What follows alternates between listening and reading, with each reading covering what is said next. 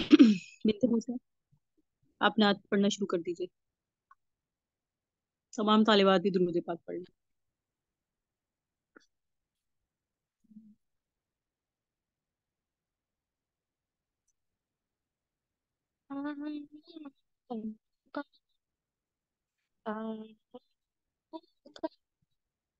میرے پیارے نبی، میرے پیارے نبی، ہے ناز مجھ کو ہے خوش نصیبی کہ امتی ہوں میں مصطفیٰ کا غلام داعی جہاں میں ان کا بنا میں فضل و کرم خدا کا. ہے ناز مجھ کو ہے خوش نصیبی کہ امتی ہوں میں مصطفیٰ کا غلام داعی جہاں میں ان کا بنا میں فضل و کرم خدا کا. تیرے زمانے میں کاش اٹھتا تو زندگی میری بھول ہوتی، میں ساتھ چلتا تو میرا سرما وہ تیرے قدموں کی دھول ہوتی، کہ تیرے ہمراہ جنگ و ہجرت میں آزمائش قبول ہوتی. تیری محبت میں سر کٹاتا میں پاس رکھتا تیری وفا کا. ہے ناز مجھ کو ہے خوش نصیبی کہ امتی ہوں میں مصطفیٰ کا غلام داعی جہاں میں ان کا بنا میں فضل و کرم خدا کا. میرے پیارے آقا، میرے پیارے آقا، امام تو مقتدی میں ہوتا نہ گرنے دیتا وضو کے قطرے. زمین طائف پہ ڈھال بن کر میں موڑتا سارے سنگ و قطرے. وہ اہل صفا وہ بدر والے جدھر سے ایمان والے سرے سرور تسکین و اطمینان کہ لطف پاتا میں اس فضا کا. ہے ناز مجھ کو ہے خوش نصیبی کہ امتی ہوں میں مصطفیٰ کا غلام داعی جہاں میں ان کا بنا میں فضل و کرم خدا کا. میرے پیارے نبی، میرے پیارے نبی، امور احکام فیصلے اور میں دیکھتا عدل کا ترازو. سادہ منبر پہ ہونٹ ہلتے وہ تھامے تلوار دست و بازو. لپٹ کے تجھ سے میں پہنچ دیتا بہے جو امت کے غم میں آنسو. لہو جگر کا میں پیش کرتا جو حکم آتا تیرے دفاع کا. ہے ناز مجھ کو ہے خوش نصیبی کہ امتی ہوں میں مصطفیٰ کا غلام داعی جہاں میں ان کا بنا میں فضل و کرم خدا کا. میرے پیارے آقا، میرے پیارے آقا، نظر اٹھاتے تو دیکھتا میں صحابہ کے قافلے پیادہ. لباس سستا مکان خستہ قیام لمبا طعام سادہ. سحر تشب کرتا تیری خدمت تجھے میسر میں آتا زیادہ. لکھی یوں قسمت میں موت ہوتی کہ بوسہ لیتا میں دست و پا کا. ہے ناز مجھ کو ہے خوش نصیبی کہ امتی ہوں میں مصطفیٰ کا غلام داعی جہاں میں ان کا بنا میں فضل و کرم خدا کا. میرے پیارے آقا، میرے پیارے آقا.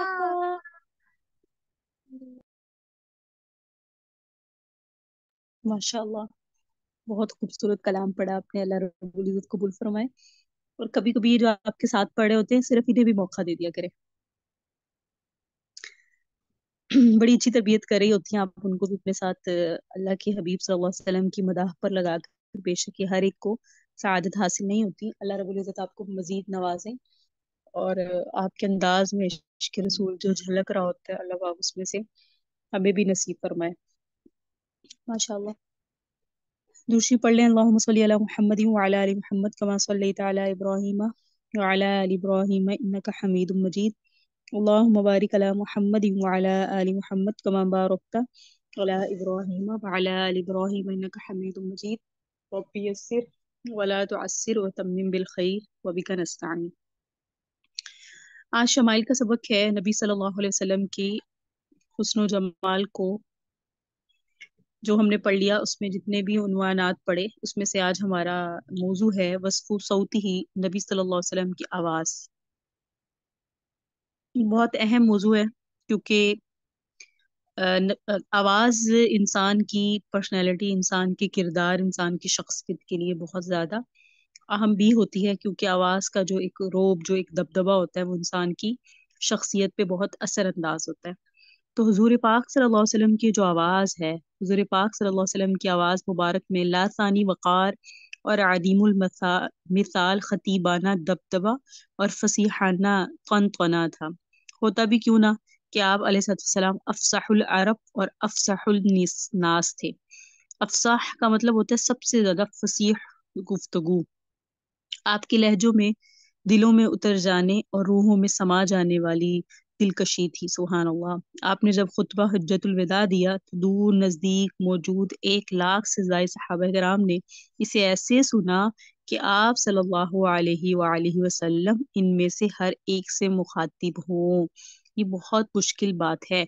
याद रखिए, जो लोग ज्यादा अवामुन नास में होते हैं, जिनके सामने सामीईन या सामिआत ज्यादा होती हैं, वो इस मुश्किल को समझ सकते हैं कि अपने अंदाज को ऐसा रखना कि आपकी तवज्जो हर एक की तरफ बराबर हो और हर एक ये समझे कि हुजूर, ये बात करने वाले मुझसे मुखातिब हैं। ये बड़े दिल जिगरे की बात है कि कोई इतना ज्यादा दूसरे को मिजाज समझता हो, अंदाज समझता हो। तो हुजूर पाक सल्लल्लाहु अलैहि वसल्लम के अंदाज़े गुफ्तगू में ये एक हुजूर का मोजज़ा ही है। याद रखिए, अगर आप नबी सल्लल्लाहु अलैहि वसल्लम के अखलाक पढ़ें तो हुजूर के अखलाक इतने उम्दा थे कि बंदा ये कहने पे मजबूर हो जाता है कि ये हुजूर के अखलाक भी मोजज़ा ही हैं।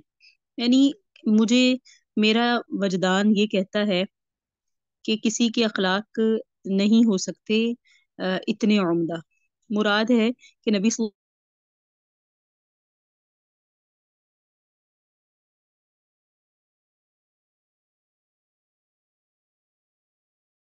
वसल्लम के अखलाक उम्दा तो हैं और इसमें कोई शक नहीं कि हुजूर पाक अखलाक वाले थे, लेकिन ये भी समझ लें वो अखलाक मोजज़ा था, क्योंकि हुजूर ने फरमाया है 70 बार भी अपने खादिम को माफ करो।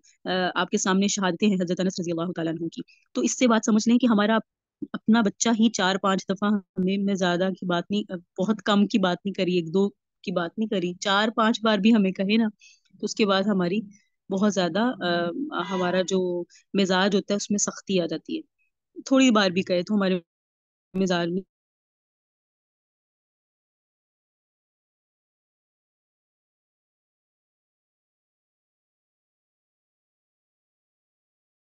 तीसरी बार भी उसे जवाब ढंग से नहीं देते, डांट डांट में खातिन के मामले में भी ऐसे नहीं। पाक बहुत उम्दा थे। हुजूर पाक सल्लल्लाहु अलैहि वसल्लम का मिजाज, हुजूर पाक सल्लल्लाहु अलैहि वसल्लम की मोहब्बत, सबसे बराबरी के साथ मोहब्बत करना।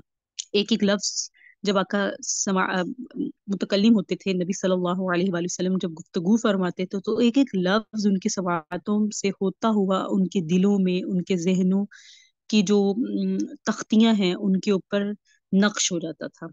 ये आप सल्लल्लाहु अलैहि वसल्लम की आवाज की दिल नशीनी और दिल पजीरी थी कि आपका हर कौल सहाबा किराम के की दिलों में इस तरह जुड़ जाता जैसे कि सहाबा किराम के दिलों में नगीने हैं और हुजूर पाक सल्लल्लाहु अलैहि वसल्लम की गुफ्तगू नगीनों की तरह जुड़ रही है उनके दिलों में। फिर एक लफ्ज में तकदीम और ताखीर के बगैर आने वाली नस्लों को उन्होंने मुंतकिल किया। ये बड़ी बात है। हम हुजूर के शमाइल पढ़ते हैं तो हमारी क्या औकात कि हम नबी सल्लल्लाहु अलैहि वसल्लम कैसे थे उस पर बात करें या इस पे सुने। ये सहाबा किराम की मेहनतें हैं कि उन्होंने हुजूर पाक सल्लल्लाहु अलैहि वसल्लम का हुस्न हम तक पहुंचाया और एक एक बात हुजूर की पहुंचाई, और बिला किसी मुबालगे के और बिना किसी चीज को हजफ किए छुपाए बगैर पहुंचाई। اور وہ سمجھتے تھے کہ بعد کے زمانے کے لوگ بھی ایسے ہوں گے جو اپنے نبی سے اس طرح ٹوٹ کے محبت کریں گے، اور ان کی جو ایک آگ ہے اس کو کس طرح بجھانا ہے۔ تو یہ بھی صحابہ کرام کا یہ ہمارے لیے خاص احسان ہے، لیکن اس احسان کی وجہ نبی صلی اللہ علیہ وسلم کی ان پہ محنت تھی، کیونکہ وہ نبی صلی اللہ علیہ وسلم کے سکھائے ہوئے تھے۔ تو حضور کے نبی صلی اللہ علیہ وسلم کی جو آواز مبارک ہے اس کے متعلق حضرت براء فرماتے ہیں، میں نے حضور پاک صلی اللہ علیہ وسلم کو نماز عائشہ میں سورۃ التین کی تلاوت فرماتے ہوئے سنا، اور میں نے کسی کو آپ سے زیادہ خوش الحان اور اچھی قراءت کرنے والا نہیں پایا تھا۔ تو نبی صلی اللہ علیہ وسلم عشاء کی نماز میں سورۃ التین کی تلاوت فرما رہے تھے۔ اس نیت سے آج آپ سب بھی نماز عشاء جب پڑھیں تو سورۃ التین کی تلاوت فرما لیجیے گا، حضور کی سنت کو زندہ کرنے کی نیت سے انشاءاللہ۔ تو فرماتے ہیں کہ میں نے سنا کہ جب آپ تلاوت فرما رہے تھے تو حضور پاک صلی اللہ علیہ وسلم کا جو لہجہ اور انداز تھا وہ خوش الحان تھا، سبحان اللہ، اور آپ کی قرات ایسی تھی جیسی کسی اور کی نہیں ہو سکتی۔ ام معبد رضی اللہ تعالیٰ عنہ سے روایت ہے کہ آپ کی آواز میں وقار اور دبدبا تھا۔ گفتگو تو فرماتے تھے لیکن نبی صلی اللہ علیہ وسلم کی عام گفتگو بھی دوسرے کے دلوں میں اپنا روب ڈال دیتی تھی۔ حضور پاک صلی اللہ علیہ وآلہ وسلم کے انداز میں وقار تھا۔ بہت مشکل ہے، ہمارے کردار میں وقار نہیں ہے، اور نبی صلی اللہ علیہ وسلم کی صرف آواز میں ہی وقار تھا۔ حضرت جبیر بن مطعم سے مروی ہے کہ نبی علیہ السلام کی آواز اور لہجے میں خوبصورت نغمگی تھی، یعنی نبی صلی اللہ علیہ وآلہ وسلم جب گفتگو فرماتے تھے ایک نغمگی والا عنصر بھی اس میں پایا جاتا تھا، اور یہ بہت اہم ہے۔ یہ اس لیے اہم ہے کہ جب کسی کی آواز، اچھا میں نے کبھی آپ سب نے بھی یہ مشاہدہ کیا ہوا ہوگا کہ بسا اوقات کوئی آواز آرام سے بھی بات کر رہا ہو لیکن آواز میں چبن ہوتی ہے، اور بعض حضرات ایسے ہوتے ہیں جو بات کر رہے ہوتے ہیں جبکہ ان کی آواز میں ممکن ہے کہ ان کی آواز گونجنے والی ہو، بلند ہو، لیکن ان کی آواز چبھنے والی نہیں ہوتی۔ بالکل ایسے ہی جیسے مختلف قرہ حضرات کی آواز میں آپ قرآن پاک کی تلاوت کو سنتی ہوں گی، بعض قرہ حضرات کی آواز ایسی ہے جو سننے میں ان کی آواز میں نغمگی کے ساتھ سکون، ٹھہراؤ اور دلوں میں سکون اترتا ہے۔ تو یہ اللہ کی طرف سے تحفہ ہوتا ہے۔ تو حضور پاک صلی اللہ علیہ وسلم کی آواز میں بھی خوبصورت نغمگی تھی جو سنتا ہی چلا جاتا تھا، اور اکتاہٹ والا عنصر نہیں آتا تھا کہ بس یہ اب ایک بندہ خاموش ہو جائے، اس طرح والا معاملہ کبھی نہیں ہوا۔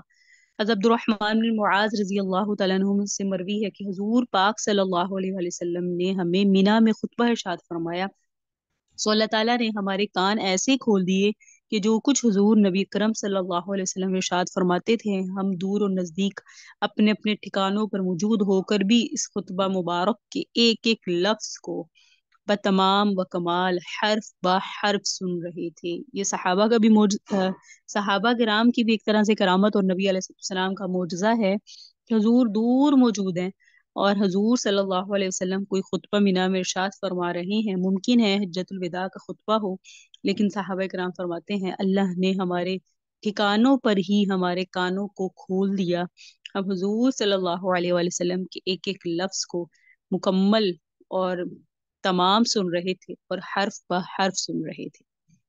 تو اللہ رب العزت نے اپنے حبیب صلی اللہ علیہ وسلم کو پروقار آواز دی، ایک پوائنٹ۔ اللہ کے حبیب صلی اللہ علیہ وسلم کی آواز میں دبدبا تھا، دوسرا پوائنٹ۔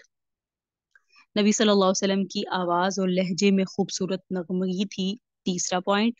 نبی صلی اللہ علیہ وآلہ وسلم کی آواز صحابہ کرام اپنے ٹھکانوں سے بھی سن رہے تھے، چوتھا پوائنٹ۔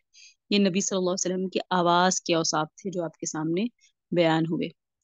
آگے ہے وصف اذنیہ و سماعتہ، نبی صلی اللہ علیہ وسلم کے گوش اور سماعت مبارک دیگر اعضائے مبارکہ کی طرح حضور نبی کریم صلی اللہ علیہ وآلہ وسلم کے گوش مبارک بھی مثالی تھے اور سماعت مبارک بھی یگانہ تھی۔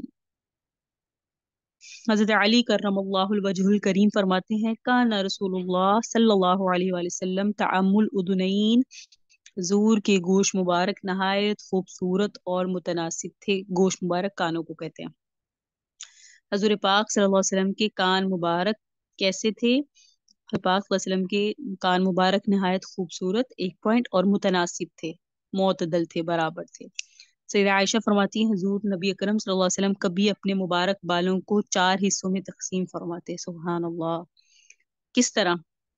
एक तरफ के 2 हिस्सों में दायां गोश मुबारक नुमाया होता जिसे बालों ने घेरा होता, और दूसरे 2 हिस्सों में बाएं गोश मुबारक नुमाया होता जिसे बालों ने घेरा होता। आप थोड़ी देर के लिए चश्मे तसव्वुर से सोचें।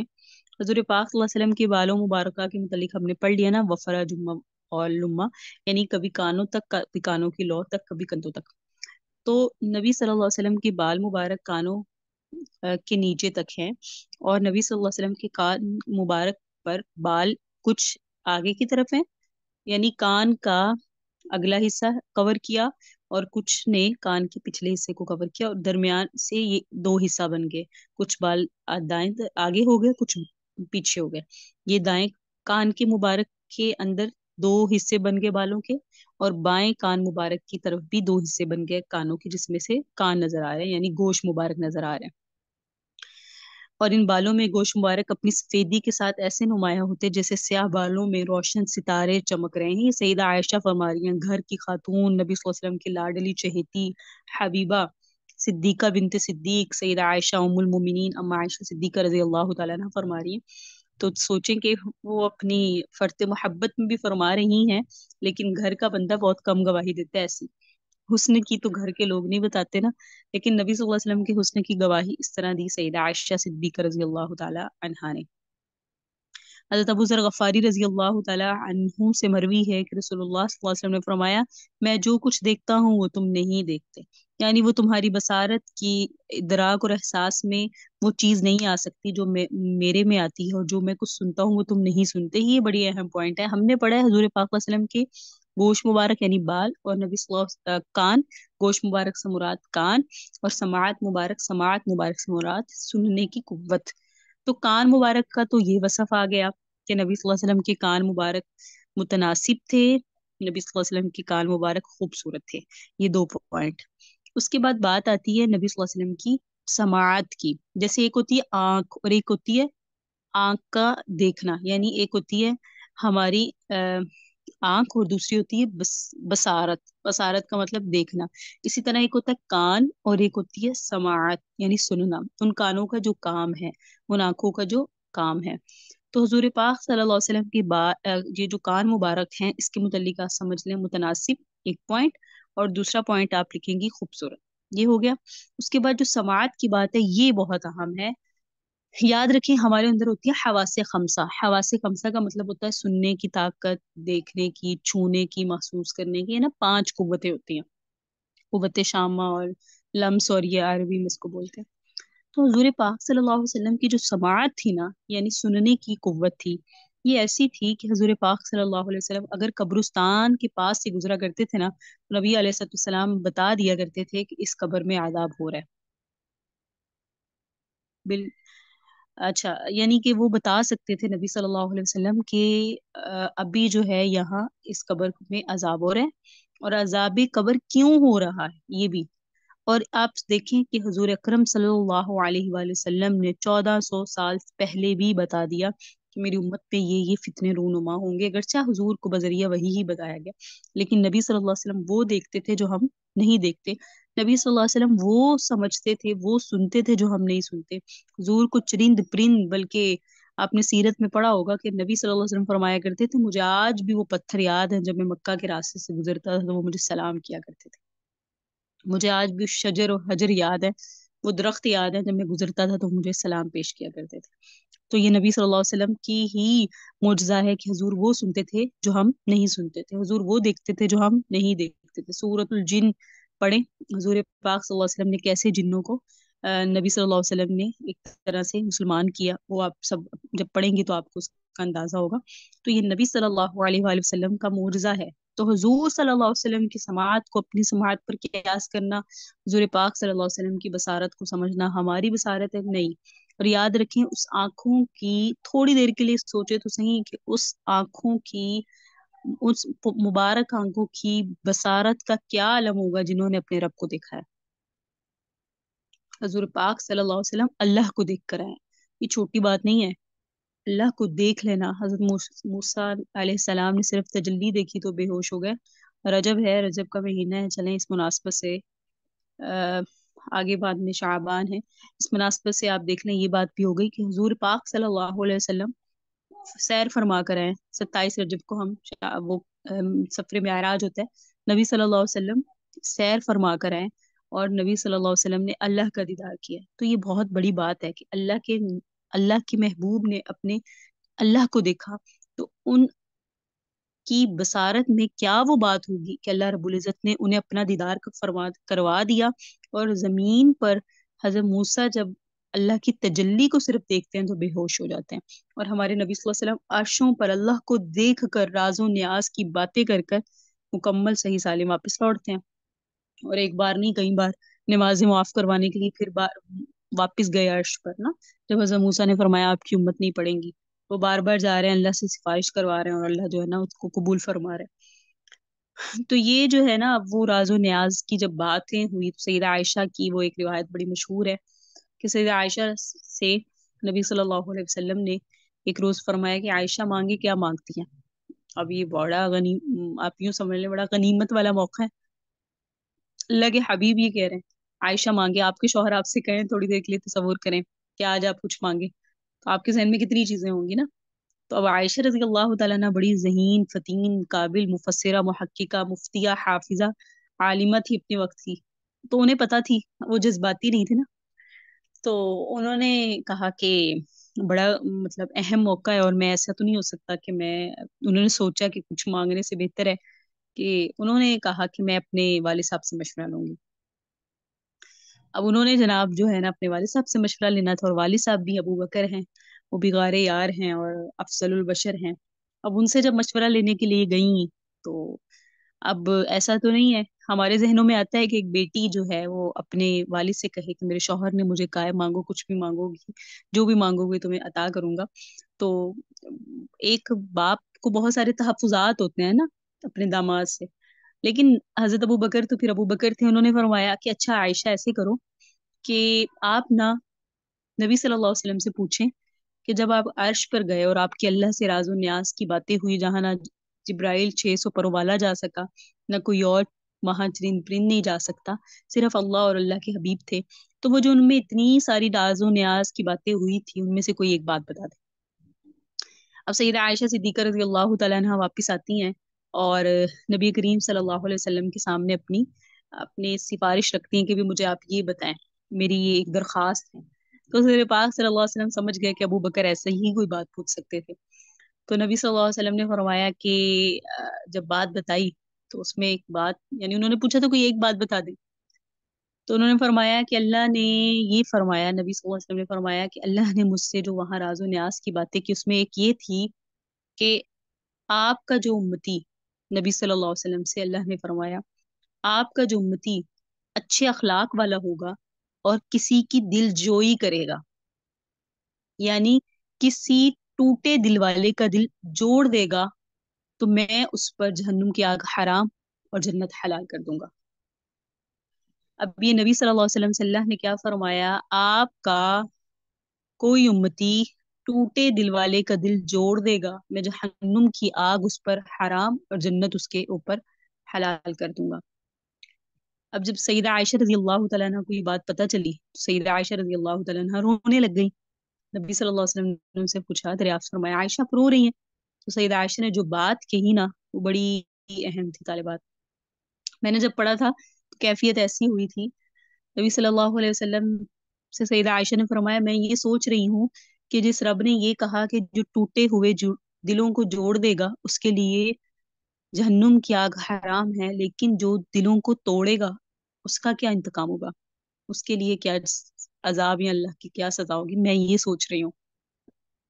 तो बहरहाल दिलों को तोड़ने के बजाय जोड़ना सीखें, दिलों को करीब हों, एक दूसरे से हुस्न अखलाक का मुजाहिरा करें। देखें राजो न्याज की बातों में भी देखें अखलाक पर बात हो रही, कितना अहम टॉपिक होगा ये, या अल्लाह के यहाँ कितना मकाम और मर्तबा होगा इस बात का कि हमारे अखलाक उम्दा हो। अल्लाह ताला हम सबको उम्दा अखलाक नसीब फरमाए।